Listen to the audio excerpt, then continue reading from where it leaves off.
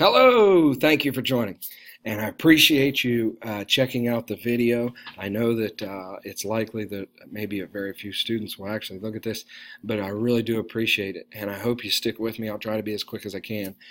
I'm making this video this evening because I feel like I just have not done justice in the class on explaining how my classroom works.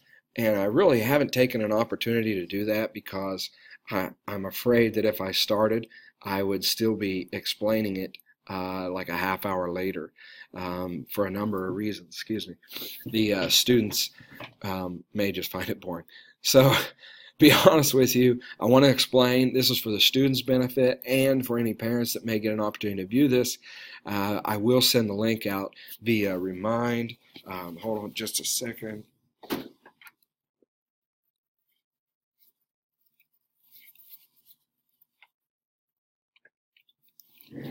Okay, I apologize. I will send the link out via the text message list, and hopefully, if you receive it, you'll check it out and give it a listen. So, in the teaching world, my classroom is really described as a student-led classroom. So by student-led, I simply mean that students are making a number of decisions in this classroom that they likely just don't make very often in other classrooms. And I don't mean that as a judgment on any other teachers or their classrooms.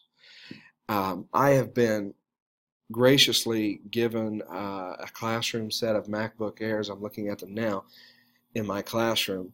And this would take a whole other video to explain what blended learning is, but my classroom really operates in a blended environment, a blend of this virtual opportunity that I provide students, blended with what many teachers, parents, students would call traditional teaching, particularly in a math classroom. You probably imagine the teacher standing up front of the classroom offering some examples or writing notes on the board or something, and then assigning some problems for practice afterwards.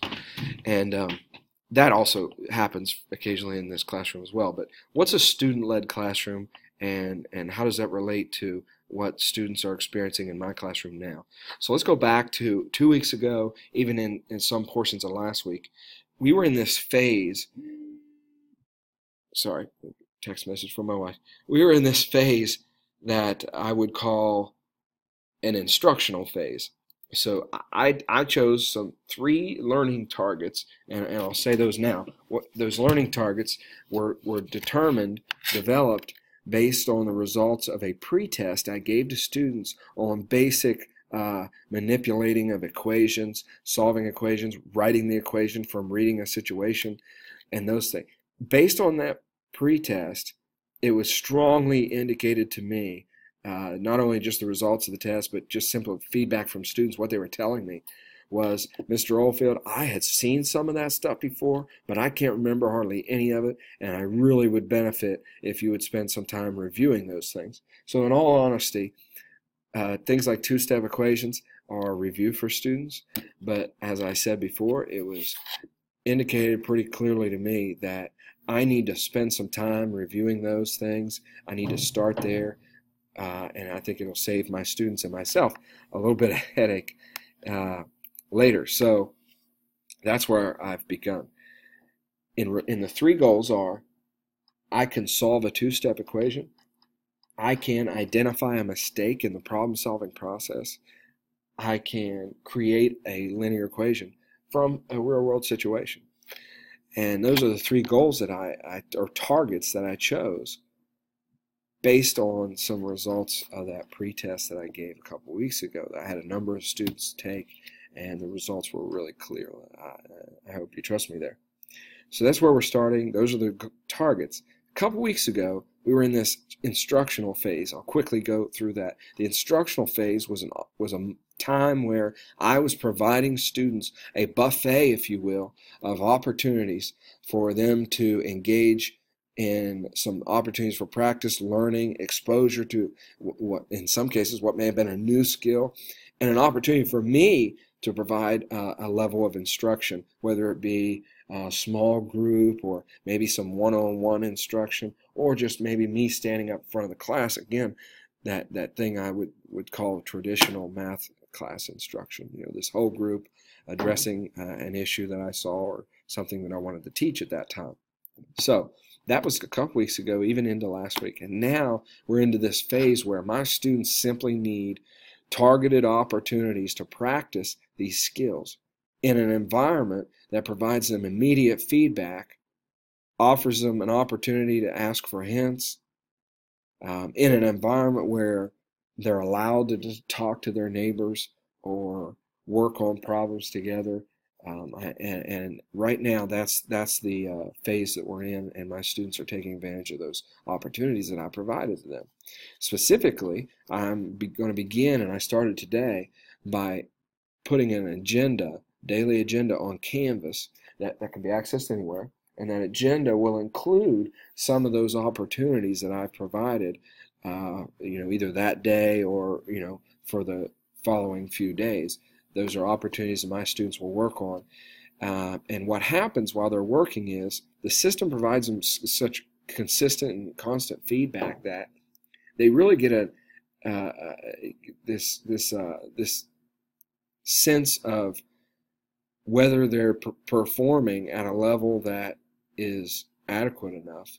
I'm trying to avoid using a whole lot of teacher talk here, but the system really measures whether they're proficient, which simply means whether they can answer some of these questions, solve the problems consistently, correctly, and it tracks all this progress and gives it right back to the students. So the time will soon come, and it has already come for a number of students in some of my classes, where they'll take those opportunities that I provided to them and do them all and complete them. If you think of them as levels in a game, they'll beat the level, and then they'll say, well, Mr. Oldfield, I beat them all. I think I'm performing pretty well. Now what do I do? And now that's the time where I will offer them some questions, just some opportunities for thought on how they're doing. And then I'll offer them an opportunity to perform, and that performance will come from a test, probably a traditional form of an assessment where my students will sit down and get an opportunity to answer some questions, perform some problems, specifically related to those goals that I mentioned a minute ago. And at that point, and I want to keep going back to this student-led. Students are making these decisions, not me. I'm not dictating the pace necessarily of students, but I do feel a strong responsibility to create an environment that students walk into where they're motivated to work the entire period, not waste time, where they're consistently asked to reflect on their progress, their effort, what they could do better, what they're doing really well, and what they're not doing really well, they're so well in. And that's the kind of things that are happening daily in the classroom. So when they sit down to perform, I offer the quizzes through Canvas. They're actually on there now. I wouldn't encourage you to take them. I certainly don't let students take them at home for obvious reasons, but I want them to take them in the classroom. And I'll be honest with you, I've had a number of students who have decided just today. They said, Mr. Oldfield, I'm performing pretty well on those targets. The opportunities for practice that you provided to me, I've beat them. I've done it. I think I'm ready to perform. So I gave them the test. They sat down and they tried it.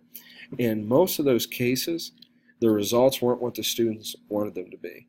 And they certainly weren't the kind of result that they would want me to record in the grade book. So now is the opportunity where I have this conversation with students. And I have it immediately after they finish the quizzes.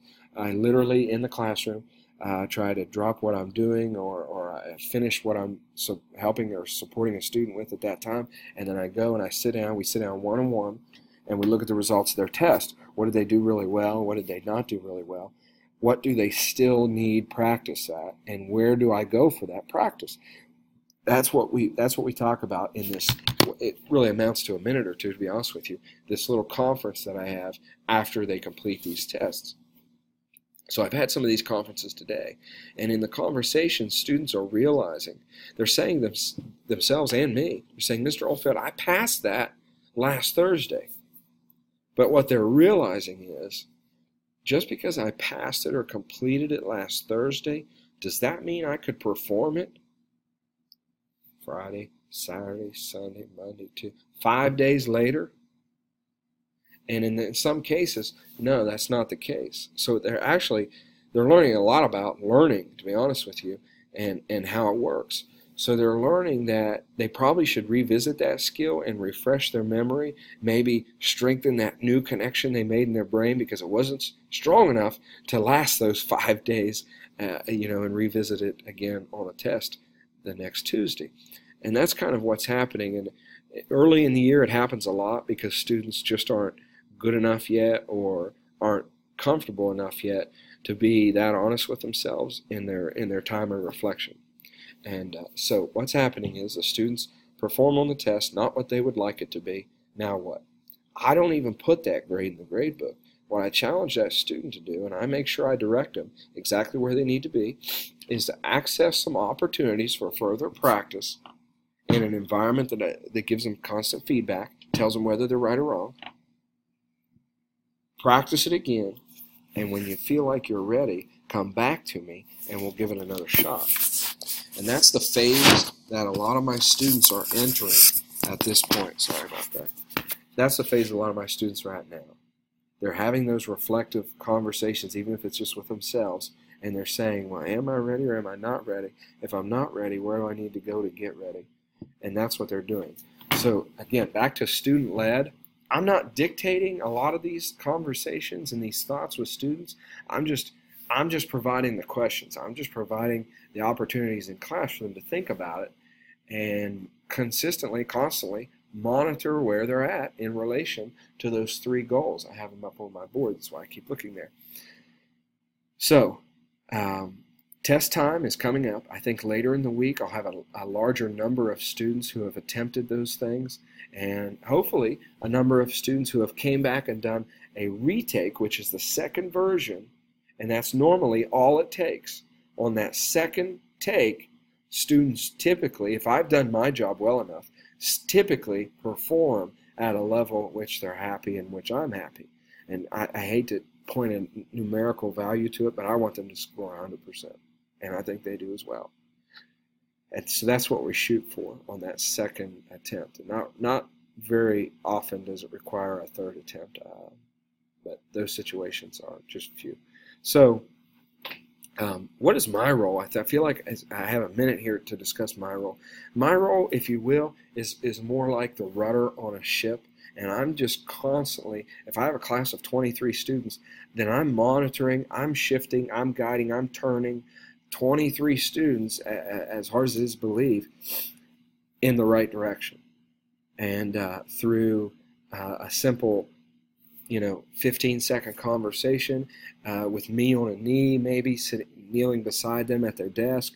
Maybe I'll jot down a few notes on their whiteboard and then walk off to the next student. But through those interactions, that's what I'm doing. And I constantly refer back to these data reports. It would take a whole other video for me to go over those. But I'm constantly providing these reports, this data on what my students are doing and how they're performing. And then I have pretty fluid seating arrangements in the classroom where I try occasionally to partner students or groups of students together where they will maximize this peer-to-peer interaction. And I do that in a number of ways. But that's what's happening in my classroom right now. And I want to explain that just to you and to the students, and hope they get a little better sense of the decisions, the thoughts that they'll need to be making throughout this week. I appreciate you sticking with me. This was longer than I meant to be. I apologize for that, but these are really important things moving on, and these are the kinds of environments that'll be created just throughout the school year as we continue to learn here in room 410 at Ripley High School. I appreciate it, guys. Thank you.